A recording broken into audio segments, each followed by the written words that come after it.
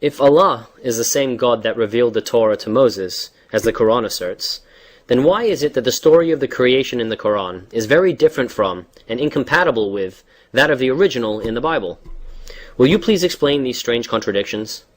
As you well know, and as our audience is also becoming aware of, that the Quranic versions of the biblical events are totally out of synchronous in time and space with their originals in the Bible. Muhammad had actually no idea where and when these events occurred, and invariably got them all mixed and jumbled up, as he did with the biblical characters also. His knowledge and understanding of the biblical creation story suffered just as badly as all the others, as shown repeatedly in his Quran. Let me elaborate. In the Bible, God clearly indicates that the universe and all living things were created in 6 days, as in Genesis 1:1-31. The Bible describes the creation step by step, day by day, in beautiful detail. Nothing like this is explained in the Quran. As usual, the Quran has no details, no rhyme, no rhythm, and no beauty.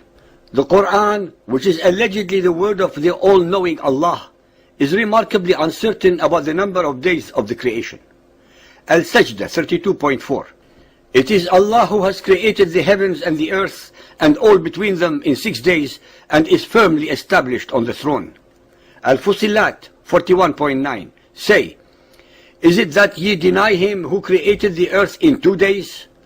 He set on the earth mountains standing firm high above it, and bestowed blessings on the earth and measured therein all things to give them nourishment in due proportion in 4 days, in accordance with those who seek sustenance. So he completed them as 7 firmaments in 2 days, and he assigned to each heaven his duty and command. If we add all the days of creation above, we come to 8 days. Moreover, the Bible mentions only 1 firmament and not 7.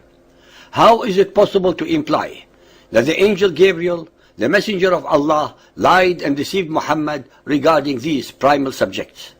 In fact, it is easier and infinitely more logical to come to the conclusion that it was Muhammad who actually revealed all these verses of the Quran, but cleverly projected them into the mouth of the unsuspecting Allah to make them sanctified, than to accept that both Allah and Gabriel were misinforming and misleading Muhammad.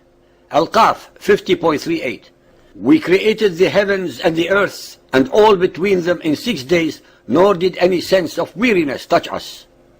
It was beyond Muhammad's intellect and comprehension to understand the Hebrew concept of a day of rest, the Sabbath. He misunderstood it to mean that God rested out of weariness or tiredness. He did not comprehend that the God of Israel finished all his creation in 6 days and had nothing further to create on the 7th. That is, he ceased the process of creating.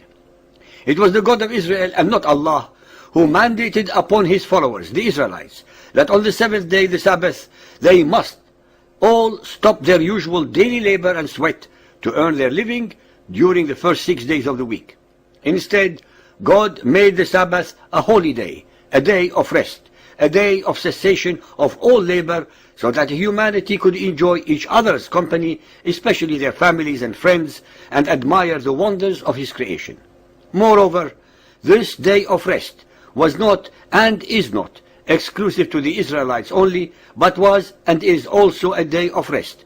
That is, no labor being done for their servants, the strangers amongst them, or their animals, and all their lands, no tilling. This very simple, incredibly merciful, compassionate, and historically, culturally, and theologically unique and revolutionary concept was truly beyond Muhammad's intellect and moral grasp and comprehension. Because of Muhammad's utter failure to understand this sublime concept, there is no provision for a day of rest for his Muhammadan Muslim followers. Friday, the Jum'ah, is not a day of rest for the followers of Muhammad, but a day when they are instructed to attend noon prayers. According to some other Muhammadan traditions, Allah created the earth on Saturday, the hills on Sunday, the trees on Monday, and unpleasant things on Tuesday, the light on Wednesday, the beasts on Thursday, and Adam, who was the last of creation, was created after the time of afternoon prayers on Friday. Our listeners should be made aware that these alleged traditions were invented like thousands of others over a period of almost 300 years after the death of Muhammad and have absolutely nothing to do with facts or reality, especially since neither Muhammad nor his pagan Arab tribe, the Quraysh, had any knowledge of previous revelations such as the Bible. Moreover, if these traditions were true, then on which day were the sun, moon, stars, and the remainder of the cosmos created? They are missing in the above list. Also, how could Adam have been created on Friday, after the time of afternoon prayers, when in reality there could have been no people to pray and no mosque to pray in? After all, Adam and Eve only started copulating after the seventh day of creation and after their expulsion from the Garden of Eden. Throughout their history and unto today, the first day of the Muhammadan Muslim week is called Ahad, which is from the Hebrew root Ehad, meaning first or one.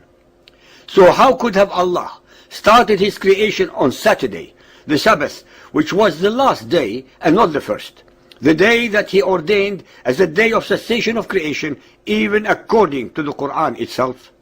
As usual with Muhammad and Islam, their own words from their own mouth, whether from the Quran, Hadith, or their alleged traditions, expose their mendacity, irreverence, stupidity, ignorance, irrelevance, and total lack of authenticity. Once more, our listeners, so-called believers and or unbelievers, have a lot to digest, think about, and evaluate regarding the veracity or lack thereof, the alleged divine origin of the Quran.